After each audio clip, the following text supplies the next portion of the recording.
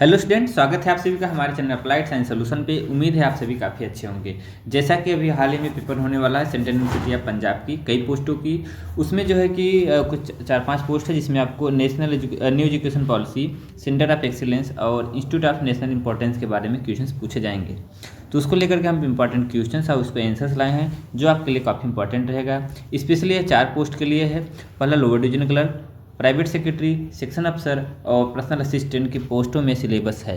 तो इसलिए आप इसे अच्छे से पढ़ें और लिखने की कोशिश करें जिससे आपको अच्छी चीज़ें समझ में आ पाएँ। ठीक है, जो आज का टॉपिक है सिलेबस के अनुसार देखे होंगे आप कि subjective questions related matter to higher education, new education policy, centre of excellence, institute of national importance, इन सभी 3-4 टॉपिकों पे हम आपको क्वेश्चन लाए हैं जो आपके लिए काफ़ी प्रॉफिटेबल रहेगा। तो कई सेक्शन हमने बांट रखा है। जैसे सेक्शन ए में कुछ क्वेश्चन है आपके, जैसे एनईपी 2020 के की फीचर्स क्या होते हैं, नेक्स्ट है इसका पर्पज क्या है, उसके साथ साथ में इसकी हायर एजुकेशन में किस तरीके से मल्टीपल डिसिप्लिन, अलग अलग जो है कि स्ट्रीम्स जो होते हैं मल्टीपल डिसिप्लिनरी होते हैं उनसे, उस सब में कैसे इसका विजन कंप्लीट होगा। उसके साथ साथ में एनएफआर क्या होता है, एनआरएफ नेशनल रिसर्च फाउंडेशन, इन सब को पर्पज को लेकर किस तरीके से प्रमोट करेंगे। तो इस पे आपका पहला हमारा जो सेक्शन है एनईपी को लेकर के है।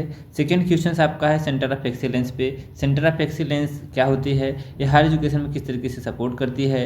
नेक्स्ट चीज़ है कि इसमें क्या क्या चैलेंजेज आते हैं अगर कई स्टेबलाइजमेंट किए जाते हैं, और यह जो है कि एकेडमिक और इंडस्ट्री के गैप को किस तरीके से फुलफिल करता है सेंटर ऑफ एक्सीलेंस, उस पर क्वेश्चन आपको हैं। ठीक, थर्ड आपको सेक्शन जो हमने बनाया है इंस्टीट्यूट ऑफ नेशनल इंपॉर्टेंस पे है।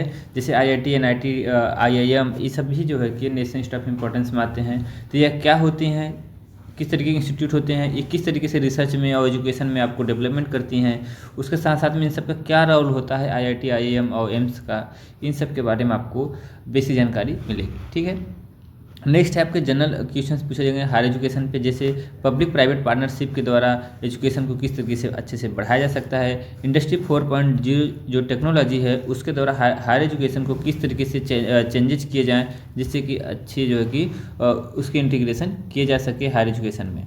इन सभी को लेकर क्वेश्चन है, टोटल 20 क्वेश्चन है। इन सब को लेकर के अगर आप अच्छे से समझेंगे तो आपको लिए एग्ज़ाम में लिखना काफ़ी आसान हो जाएगा। ठीक है, इस इम्पॉर्टेंट क्वेश्चन है कि एक ग्रेजुएट एम्प्लॉय को, ग्रेजुएट स्टूडेंट को एम्प्लॉयबल कैसे बनाया जाए, इंडस्ट्री और एकेडमिक के बीच गैप को कैसे फुलफिल किया जाए, उसको सजेशंस आपको देने हैं। ऐसे क्वेश्चंस आपको इसमें दिए गए हैं। ठीक है, तो टोटल 20 क्वेश्चंस है। 20 क्वेश्चंस के हमने आपको यहाँ पे आंसर दिया है, उसे आप अच्छे से देख सकते हैं। और पॉइंट टू पॉइंट आप अगर हेडिंग भी एक बार लिख के समझेंगे तो भी आपको अच्छे से समझ में आएगा।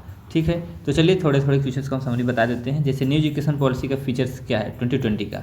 ठीक है, तो इसमें से मल्टीपल डिसिप्लिनरी और होलिस्टिक एजुकेशन है। अगर आप जो है कि इंटरमीडिएट के बाद 1 ईयर का कोई कोर्स करते हैं तो आपको सर्टिफिकेट कोर्स मिलेगा। कोई 4 ईयर का प्रोग्राम का अगर सेकेंड ईयर करते हैं तो डिप्लोमा मिलेगा। 3rd ईयर करते हैं तो बैचलर डिग्री। अगर 4 ईयर कोर्स में अगर 4th ईयर भी कंप्लीट करते हैं तो आपको बैचलर डिग्री विथ रिसर्च के साथ आपको डिग्री मिलती है। तो कुल मिला के आप किसी भी साल में मल्टीपल एग्जिट कर सकते हैं या फिर मल्टीपल एंट्री कर सकते हैं। इस तरीके से फ्रेमवर्क बनाया गया है।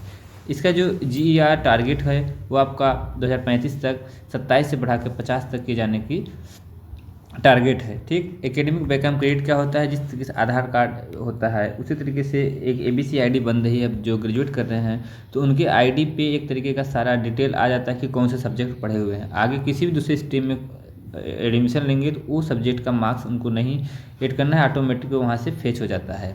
ठीक है, मैच होकर के ऑटोमेटिक जो दूसरा कोर्स करेंगे उसमें ऐड हो जाता है। ठीक है, ANRF है नेशनल रिसर्च फाउंडेशन, ये फाउंडेशन बनाया जा रहा है हायर एजुकेशन के लिए।